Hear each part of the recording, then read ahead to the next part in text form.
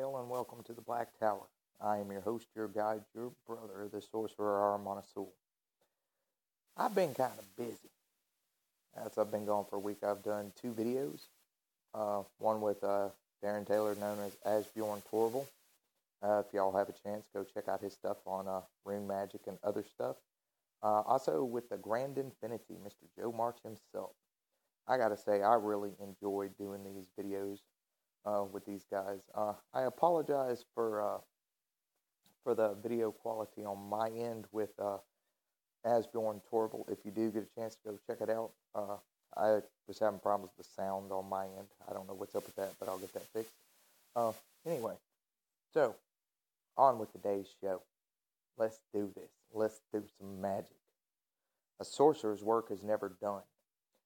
And with that in mind, once again, the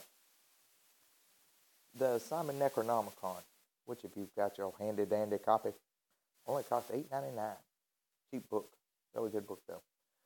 If you got it, if you've read it and you've noticed through it, it's really, they have no real magical systems in it. You can't tell meditations or anything like that outside the gatewalk. Oh, that's where I come in. I fill in the blanks.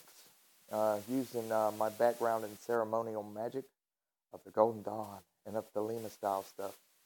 Okay, so what I had to do was I had to piece together the pieces based on ceremonial magic, and to the best of my ability, coming from a middle path kind of point of view. Now, what's so important about the middle path? Well, the middle path, everybody thinks that, that it's neither left nor right, or that it's a mixture of both. You're correct on both ends. Your perspective is where it is.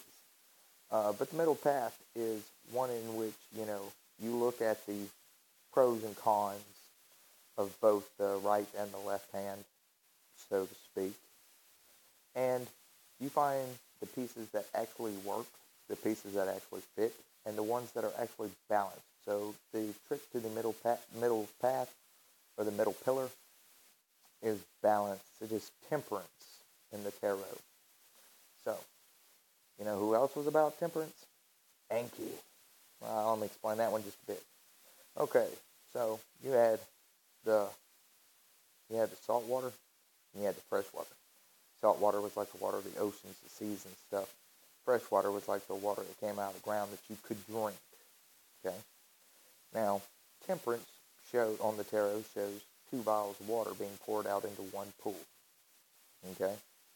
Well, Enki, his thing is over the waters. So you can see where I came up with this. Now, let's talk about a daily regiment, or daily ritual regiment. What are you, as a practitioner of the Simon Necronomicon, what are some workings that would actually work for you? What are things that you can do that can bring balance to your inner and outer world as you are walking the gates, as you are doing the thing that you do so well, that voodoo that you do, and that we all do. All right. So with this, I had to take the Kabbalistic cross and kind of twist it and bend it to make it fit and work. Well, thankfully, I have a shit ton of years of experience of understanding the Kabbalistic cross on a personal level. So with that in mind, I went straight into the Necronomicon, and I was like, okay, what can I actually correctly put upon the cross so that when I'm centering myself as the center of the universe, the center of the cube, what names, what powers? Well, let us go into the Necronomicon where it talks about, you're supposed to be given prayers in the morning to the god, prayers to the evening to the goddess. Who is this god and this goddess? You say, but I do not worship a god or goddess. Well, that's cool. I don't either. And for those of you who do, super. You got your own way, and that'll work, and that's just fine. Keep doing what you're doing. But if you don't, if you're like me, and you just don't have a particular god and goddess, let's go to the next step. Let's make this simple, easy for the sorcerer in us to bring us to life. So how do we do that? We have to go back to the mentality, or the assumed mentality of these ancient people. They revered the earth beneath their feet as providing the food and nutrients. relied on the sky overhead to provide heat, to provide light, to provide shade, so forth and so on, because the sun above allowed the plant life to grow. And if the plants grew, the animals could eat. And so this was how life continued. All right? So with that in mind, let's break this down simple. So basically, in a god or goddess aspect, what you have is a masculine and a feminine. Now, some of you who do know a thing about ceremonial magic, and maybe even Thelema, who understands the Nuit and Hadith. And for those of you who don't, that's cool. Trust me, you're lucky. But let's keep this simple. Above us is the sky, and we look at this as a masculine, because the sun's rays pours down upon the earth, and the flowers grow, and they reach up for the heavens. And all life comes from the feminine aspect, from the womb. And that's why the earth is considered feminine. Now, so for this exercise, I have got one hell of a doozy for you. All right, so above you, imagine the very sky. That is the God.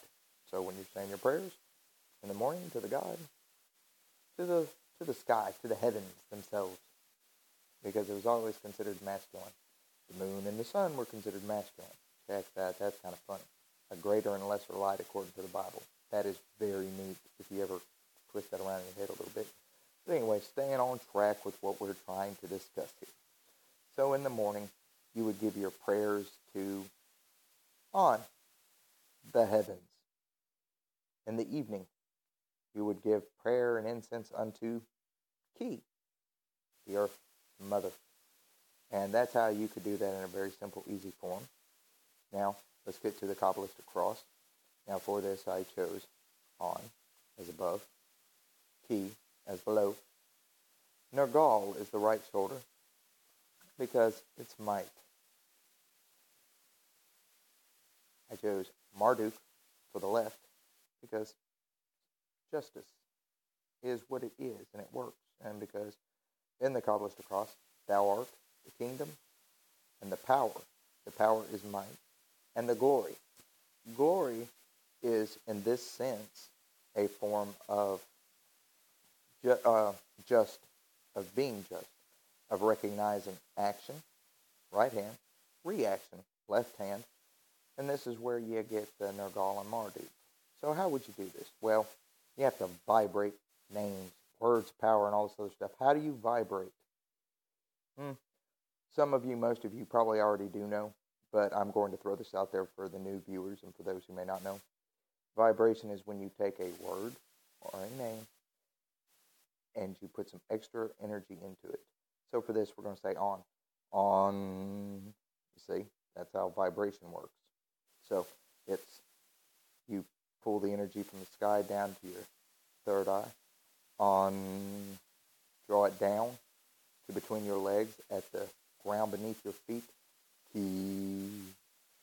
Bring energy back up to your heart center, out to your right shoulder.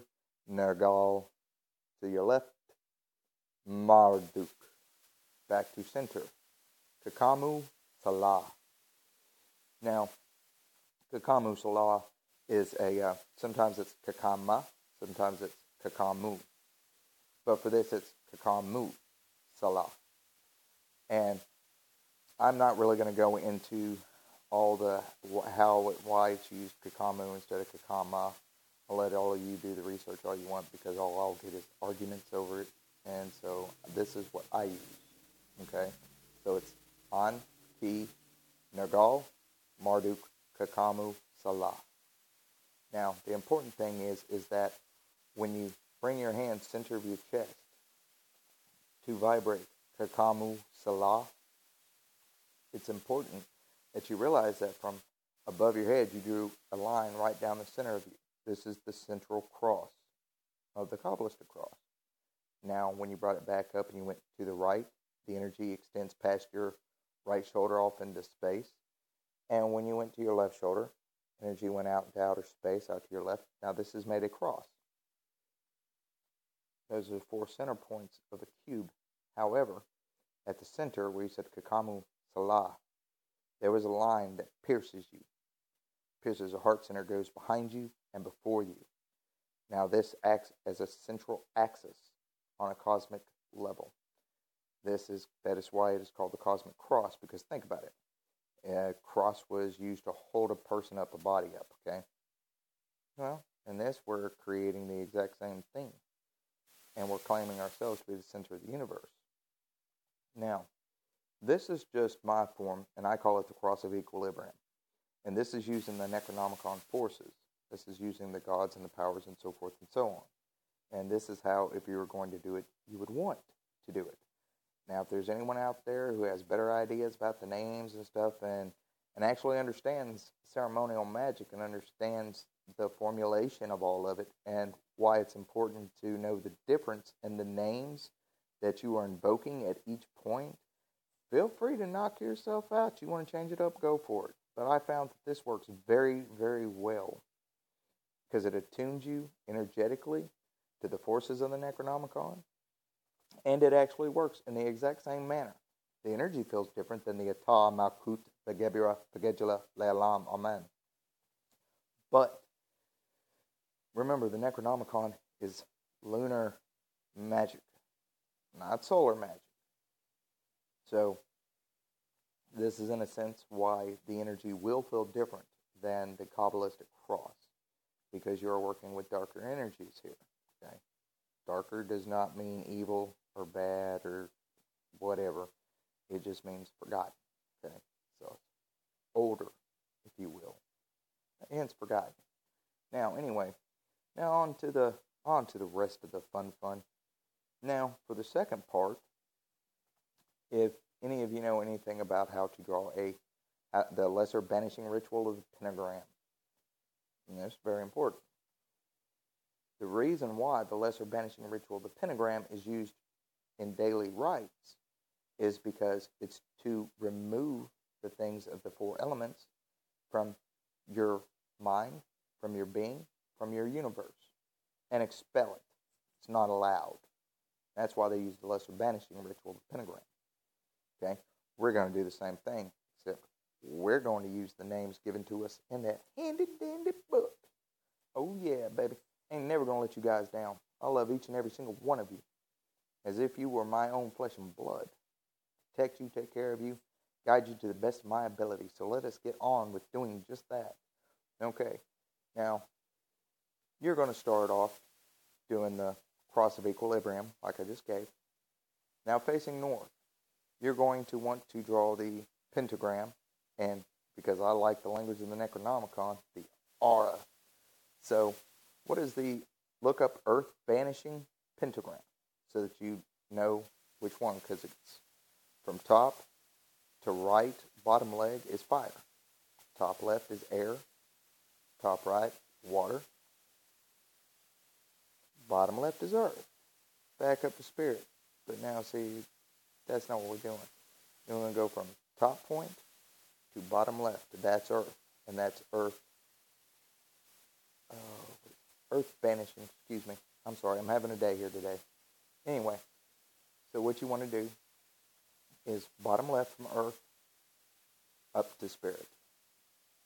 Down to fire, air, water, back to earth. Do this facing north. Sword fingers, which I was taught in Thelema, which is really neat. Pierce the center of the star after you've traced it before you in flaming blue and white colors, or whatever color you like. Perhaps you like elemental colors. Use the elemental color of the north. But anyway, it's important, though, that you trace the banishing of earth. Sword fingers, middle of it. Uster. Now, without dropping your hands, trace the circle around to the east. Earth banishing of the pentagram. Dead center. Said. Keep going to the south. Earth banishing pentagram. All over again. Imagine that. Dead center. Penetrate. Vibrate. Lamas. Round to the west. earth banishing, dead center, Natig. Finish drawing the circle around you back to the north where you started. And state, before me Uster, behind me Lamas, to my right Sed, to my left Natik, above me On, below me Ki, within me shines a six-rayed star, and about me flames the pentagram. This declares, okay, this declares that you have surrounded yourself with the pentagrams and stuff, for about me flames the pentagram. And in this case, it'd be the pentagrams. But you get the gist. You get how it works. Okay? Now, where did the within me shines a six-rayed star? Where did that come from? Oh, the Kabbalistic cross. Remember that thing I was telling you about? But the cross of equilibrium and how it has above is 1, below is 2, to your right side out is 3, to your left side and out is 4, before you is 5, behind you is 6. That's a 6-point star. That's the central axis. Now, that you understand this, then you can understand how this rite is used. Now, what I like to do after I've done this, after I've done the cross of equilibrium, drawn around, drawn the earth vanishing, and pointing in the center and vibrating the names of the gods of those spaces, the angels of those spaces, as it were. What I like to do after I've done this, and I have felt the connection above, below, within and without, round and about, what I like to do is another little thing from ceremonial magic, which is called the sign of silence. And the sign of silence is when you, if I can keep dropping the thing, take your left hand, fingers together, sign of silence. So what you're going to do is you're going to, starting back at the north where you started, originally tracing this, you're going to draw the earth invoking. Now, as you're tracing it, you're going to want to visualize the energy that you would trace to create the pentagram disappear, because you're tracing it backwards. So even though it's invoking, it's actually banishing, because it's changing the energies that you had created. And as you do, sign of silence, forward, eyes closed, presence of mind, focus. Push away any image, any feeling, any sensation, anything that represents earth out of your being. Continue to the west. Do the same thing. Sign of silence. Step forward. Things of emotion. Go to the south.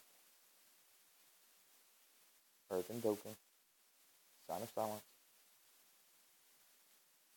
And things that represent what you are not passionate about, what you do not wish to have in your life, that causes you this distinction against your own true desires.